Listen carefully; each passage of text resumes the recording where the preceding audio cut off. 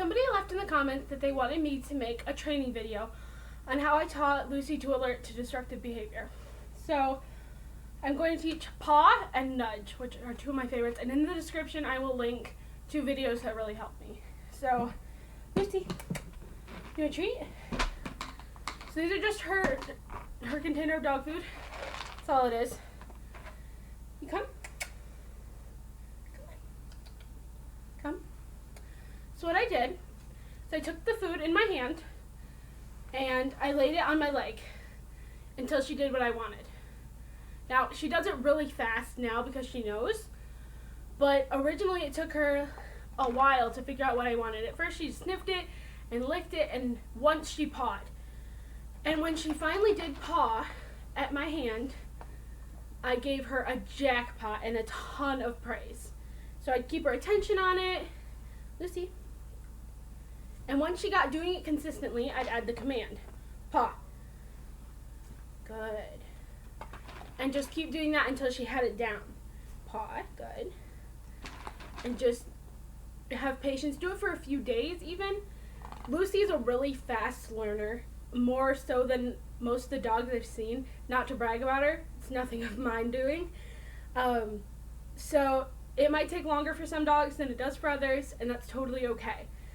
So then to get her to help me with the behavior, I would take the fist, which would be the paw command, just like you would put your hand down for down. A fist was the paw command, and I'd rub it like I was scratching, and she would paw. And I would use the command if she needed it, paw. And I'd just keep doing that over and over. I'd move it. I'd ignore her, because that's really important with dogs that are interrupting behaviors, is you're going to ignore them. So you have to make sure that they know to do it until you stop. So then I would take it and do it more advanced. Lucy, hey, come here. Come. Here. Paw. And so I'd put the fist up here and scratch with one finger for starters. Paw. And get her up to paw. And at first, whatever thing they do that's even close to pawing, you reward them for it. With praise or a treat or a toy, whatever your dog responds to. And you continually do this until they have it down. So now I don't have a treat in my hand. Lucy, oh, she's scratching. So she's going to take her sweet time. And part of having a puppy and training them is you have to cater to some of their needs in training. Lucy, hey. Paw? Paw? Are you going to scratch? Well, while she's scratching, I'll talk about another method. This is how I taught her to nudge. This is just a little frisbee. And what I did is I'd hold it out to her and wait for her to do the right thing. Lucy, nudge. Good. And as she nudged, I would treat her and then add the word. The same as I did with pawing. And you can do the same thing with pawing. Paw. You paw. You paw. No, she's learned that this is nudge. So you can do this with pawing. There's a video that I'm going to link in the description that does this with pawing. Nudge. Good. And then you can make her do it far away. Nudge.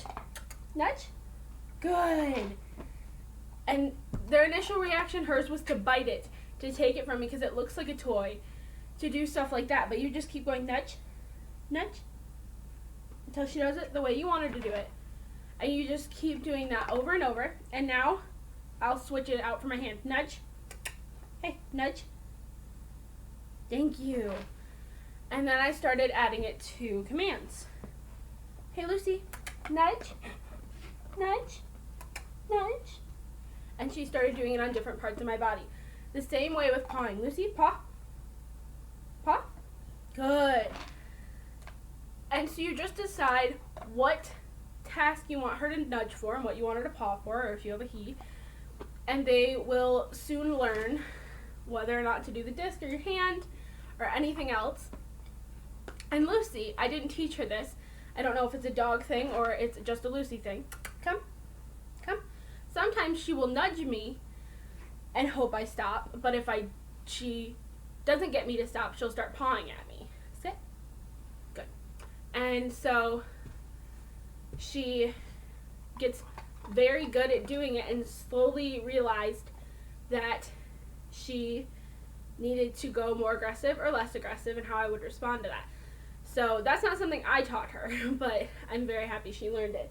Now, if you want to add in a clicker to this, just when they paw, click, and give them a treat. I originally didn't teach her this with a clicker. The nudging I did, but she already knows it so well I forgot to grab my clicker for this video. But if you aren't doing clicker training, I use this task to begin her clicker training because she's so good at doing this that I started clicking for it just a few times and giving her a treat to show her what the clicker meant. Some people will just click and give a treat. I don't really like to give treats without something being done, or if just to give her some happy praise, or just, for fun to give her some food. But if you want her to do something, take one of her easy commands, like sit, down. She does head down, good girl. And I did paw because I was in the car when I did this, actually, because it's so easy. She's so good at it. Lucy, paw. Hey, paw. Good. So keep it fun, keep their attention, and be very, very patient. Be very patient. Nudge, because it takes a while for them to get it down. I nearly cried when she first pawed my hand because I sat here with this in my hand for like 5 or 10 minutes before she did what I wanted, and I'd given up and I was looking away, and she suddenly pawed my hand, and I freaked out because I was so excited for her to actually do the right thing, the thing that I wanted her to do, and I rewarded her very heavily with a handful of food or a bunch of treats, and she just started to do it. And you just be consistent. Use the clicker if that's how your dog learns best. I personally find it to be a great method to use the clicker. Just right when they do the thing you want, click a treat. And it shows them exactly when they're doing the right thing, because she could be like gnawing on this and then licking it and then nudge it, but she wouldn't know which one I gave her the treat for if she didn't know what the clicker meant sometimes. So when I taught her nudge, I did use a clicker, and it helped immensely. So nudge, good. So you could even use a noise if you don't have a clicker. Some people use a consistent yes, yes, and they try and keep their voice consistent. That works too for some dogs. Good. But you take these tasks, and it feels weird teaching her to do a disc because it's not like you're going to put your disc in your problem spots. Like say you scratch your shoulder, you're not going to put the disc on your shoulder. But they learn what to do, and then you teach them how to use it. So you teach your dog to sit, but if you need them to sit at your side, you're going to have to guide them to your side, and they'll learn side. Whatever it is, you're teaching them a part of the step. So this paw, girl, turns into this interruption. And sometimes it takes them a little bit to realize, and sometimes, because Lucy is still very in training, you see that she nudged me too. She's very much still in training, so they're not always going to realize it. And sometimes they'll only do it during training sessions, but periodically if you find yourself doing that tick or whatever you're having them alert to, call their name, be like, Lucy, Lucy, Lucy, paw, paw, paw. Thank you. So she's really tired right now.